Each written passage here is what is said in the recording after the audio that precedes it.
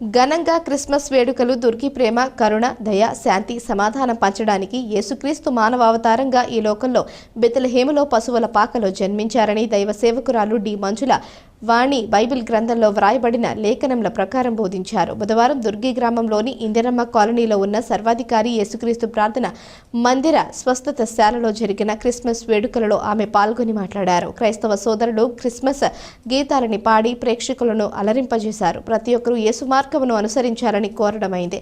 ప్రార్థన చేసి ఆశీర్వాదములతో కార్యక్రమం ముగిసింది. ఈ కార్యక్రమంలో గుడి పెద్దలు, సంఘస్థులు, మహిళలు, పిల్లలు తదితరులు పాల్గొన్నారు. అతడు ఆ కుమారునికి యేసు అని పేరు పెట్టెను. అతనికి యేసు అని పేరు పెట్టెను. రాజైన హేరోదు దినములయందు యూదయా దేశపు బెత్లెహేములో యేసు పుట్టిన పిమ్మట ఇదిగో తూర్పు దేశపు జ్ఞానులు యెరూషలేమునకు వచ్చి యూదుల రాజుగా పుట్టినవాడు ఎక్కడ ఉన్నాడని తూర్పు దిక్కున మేము ఆయన నక్షత్రమును చూచి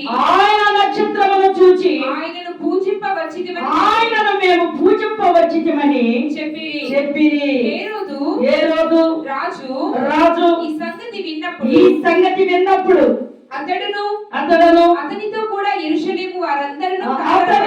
కూడా ఉన్న యెరూషలేము వారందరూ కలవరము చెందిరి. కాబట్టి దేవునికి స్తోత్రము, హల్లెలూయా. రాజుల గుండెలు వణికిపోయినాయి.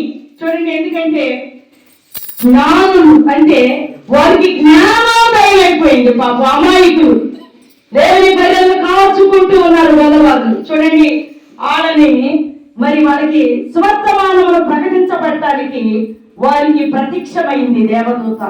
తూర్పున నక్షత్రమును ఉదయించను అంటే దేవుడు ఉదయించేశాడు.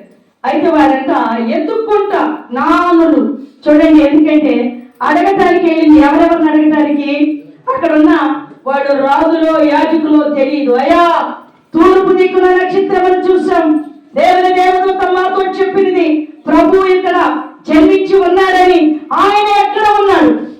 మీరు చెబితే మేము వెళ్ళి ఇదిగో సాంబ్రాణియు బోళములను బంగారములను కానుకలుగా పెట్టి మాకు రక్షకుడిని మేము చూసుకొని వెళ్ళాలని అంత దూరం నుంచి వచ్చేసాం.